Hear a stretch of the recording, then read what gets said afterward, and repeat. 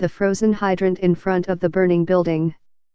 The icy steps tripping up firefighters as they carried people out.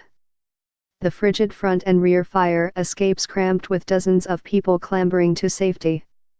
A brutal chill Thursday night made battling a fast-moving fire that killed 12 people in the Bronx all the more difficult for emergency responders.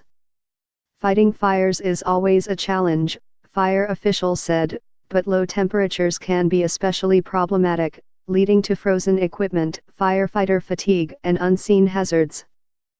The fire department responded to the fire, at 2363 Prospect Avenue in the Belmont neighborhood, 3 minutes after the first emergency call was made Thursday night. Firefighters rushed to a hydrant located directly in front of the building, but it was frozen, said Lieutenant Mickey Conboy, a 32-year veteran who was on the scene. After sending a signal that they had no water, they rushed to connect to a working hydrant up the block, while a second ladder company ran into the building.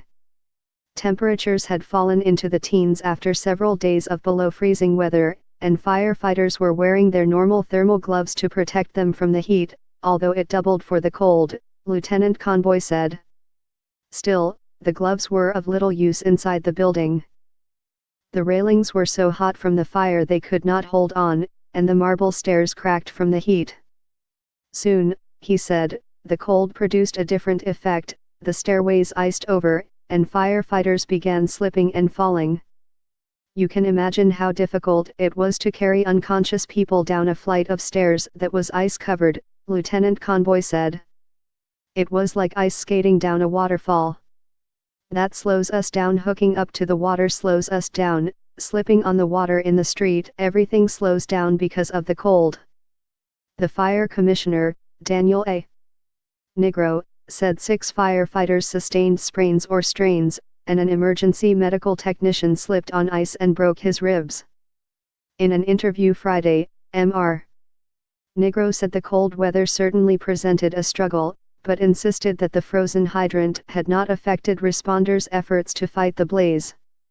Mr. Negro said the city's fire engines are equipped with 500 gallons of water that can be used while waiting to connect to a hydrant, though it is not enough water to combat a blaze. After Thursday, 71 people have died in fires in New York City this year, up from 48 last year. 24 of those have come in December alone, the deadliest month in 10 years, Mr. Negro said. Fire officials have said that there are typically more fires during the winter months, when people use space heaters to keep warm or leave lit candles unattended. Gerardo Fitzgerald, the president of the Uniformed Firefighters Association of Greater New York, a union representing city firefighters, said cold weather made fighting fires considerably harder. The ice builds up on our tools, our ladders, which becomes a safety problem, Mr. Fitzgerald said, and inside the building it can become like an ice skating rink.